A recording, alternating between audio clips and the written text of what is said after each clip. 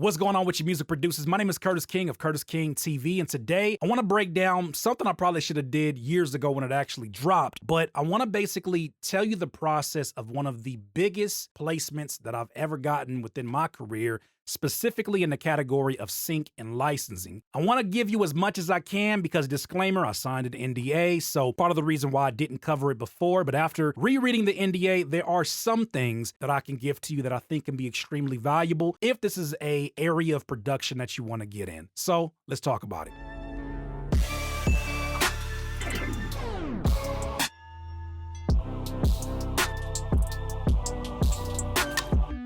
Okay, music producers, first and foremost, really short, I just want to say thank you for clicking on this video. If you find the content to be helpful, make sure you hit the like button. It helps us get discovered by producers just like yourself. And speaking of which, if you like producer-related content just like this, hit the subscribe button and hang out with us just a little bit longer. That being said, 2019, I was blessed with an opportunity, specifically through my brother Mers, who was working with the company that shall remain unnamed. This company was looking for a specific aesthetic for a commercial involving Justin Timberlake. There weren't too many details in that. I think they do that purposely so that they don't get the wrong people responding to it, like the thirsties. And at the time, I almost turned it down because I just wasn't in that headspace. Plus, my experiences with sync and licensing have been they've been complicated. Some situations went really, really well because they knew what they wanted. Some situations didn't go so smoothly because you're dealing with folks sometimes that are not music-minded,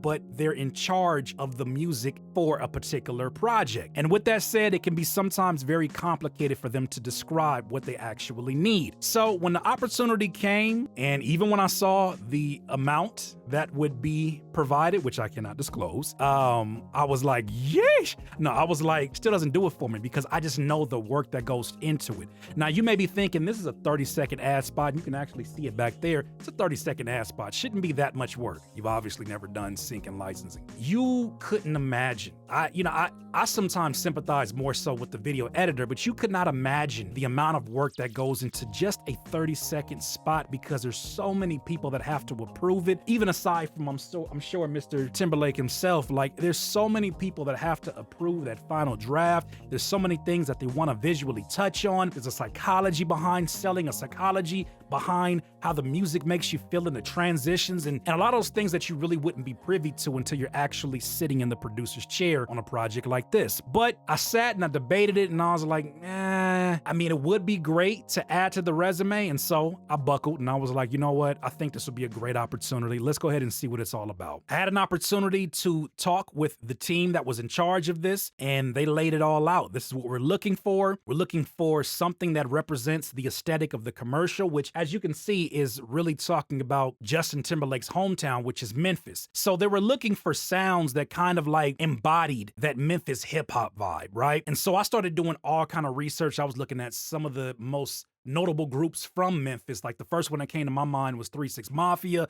I started just going through all these different references and thinking of things that I could add. And so my process is generally like this. Whenever I see a project and they give me references, I immediately start to listen to those songs on loop and try to find what they have in common. So there's about 6 different references. I'm trying to see what they have in common. Okay, there's a certain BPM, there's an average BPM, got it. Okay, there's a certain type of simplicity to the drums. Got it. You know, that's a big one for me because I can go crazy with the drums. Okay, cool. These are very emotionally, they are very sad beats or very happy beats or dark beats. These are the things that are going to be so important as you communicate with folks who are not speaking the language of a music producer unless you're talking to a music producer that works with the company. So went through the references and from there, after absorbing them and looping them probably for 10 minutes, 15 minutes straight, I started to go into my catalog and see what I immediately had that I could submit off. Generally with sync and licensing, if there's not a time deadline and I have a little bit of time, I like to position my beats to basically be as long as what the commercial is.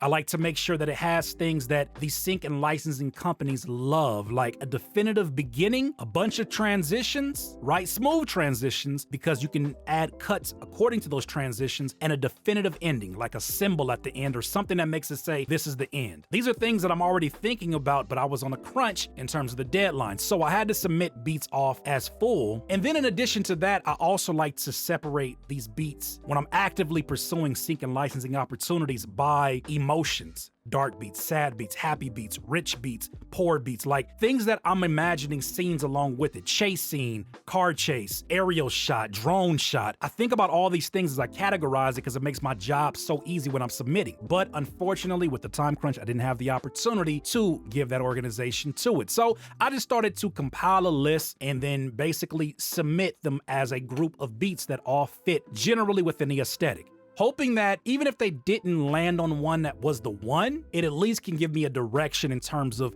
in Curtis King language of making music, what direction to head into. It's so challenging sometimes when you get a reference from somebody. You guys know this if you do custom orders. It's sometimes frustrating to get a reference and not know like all the details that went into that collaborative work that we heard as a final draft. But thankfully, they did pick a few that I was like, okay, that's a direction you want to head in. You really want to get like sample-based Curtis King. That's my bag. I can get into that anytime. Cool. Only issue is it couldn't have samples because it's obviously something that was going to be for a full TV run, something that was going to be syndicated across multiple platforms. Cannot use samples because you will get sued. But they still wanted that sample aesthetic. So I had to really think about it. I was like, okay, so that's probably going to mean that based upon the music they chose, I have to find a way to make the piano sound like a sample. So at the time, I probably used like RC20. I got to make sure that it sounds a little bit degraded, but has like sort of that warm texture to it. So adding like some analog warmth was important for that. And then also the drums had to feel live. And so I used like Easy Drummer or one of those plugins that have like the live drum sets to really nail that home. And after sitting with that and getting the details and going back and forth with them, they say, yo, this is close. This is the one. I think one of the notes that they had for me in the first few drafts was, we would love to have some kind of a vocal over it.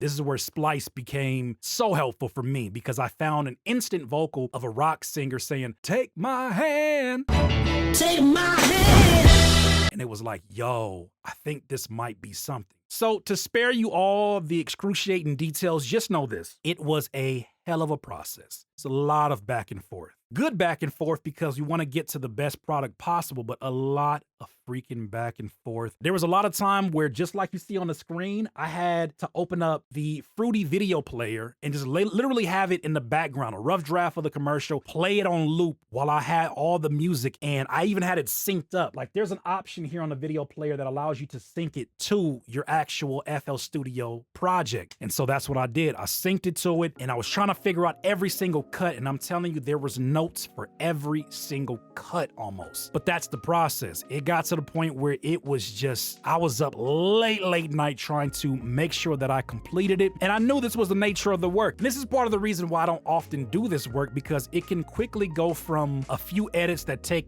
a few hours to a transition that takes all day just to find the proper instrument to bring things in, just to make sure that you nail the ending, because it has to be perfect and it's going through a lot of different ears. I can't even tell you the amount of drafts. After a certain point, it just become a blur. But finally, we got to that last draft. And something that was interesting about the last draft was that even though it was the last draft they needed from me, they wanted to take it to an engineer to do a TV mix, because you know me, my drums are loud, and at the time I was actually mixing really loud, and that wasn't gonna do it for TV, right? It needed to be something that, as it goes from commercial to commercial to commercial, there's a certain level or certain volume that things are not going over the top of, right? You want to stay within that scope so your commercial doesn't come in screaming or just banging on somebody's TV. And I believe this commercial was playing during those 2019 playoffs. It's really important for these things to be in sync. That was out of my control. And so the mix that you hear in the actual commercial is very different from the one that I actually made. Came out dope.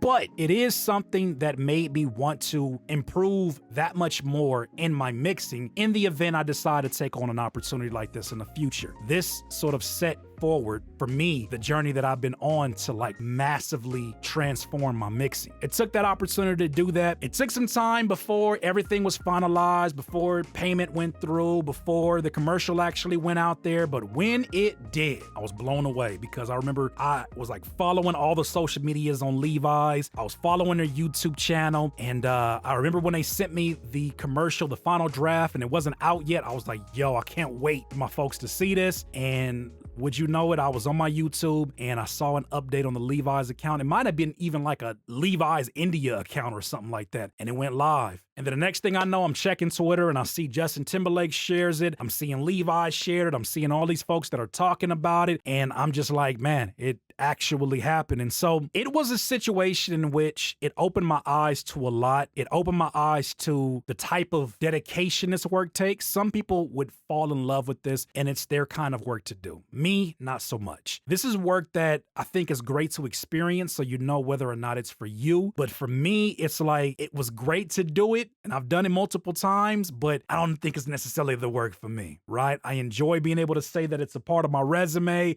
that I did it, that I've been able to work with JT and he had to actually hear it and view it and all that, but it's not really the work for me. The work that I like to do is really the work that you're catching me doing right now, the stuff that I can control, the stuff that allows me to not spend so much time on one minute detail. Like I like to create and then learn from your guys' response. So that was pretty much my experience. I'd never forget when I actually seen the money dropping. I was in Marshall's with my wife and I was like, baby, look. She was like, woo. I was like, yeah, I know. I was like, what you want at Marshall's? You want anything in here, baby? But that was my experience. Hey, music producers, I just want to say thank you for watching and listening to my crazy self talk about this experience. I wish I could go into more detail, but like I said, that was even kind of stepping on the line in terms of all the stuff that I could tell you. But I'm going to be explaining more about some of these placements that I've gotten over the years. It is something that I'm glad I experienced it because one, I can share it with you, and two, I know what is and what isn't for me, and it's not for everyone. But for some of you, you would love this work if you love spending hours and hours and hours and hours on some of the most minor details because they all matter at the end of the day. So if you like today's video, producers, make sure that you hit the like button. If you found it to be valuable, share it with somebody, leave a comment, as well as subscribe to the channel. We got more content dropping. And like I always say, you will not be full of life until you decide to live life to its fullest. Once again, it's Curtis King of Curtis King TV. Have a good one. Look up, Nazi. Say cheese.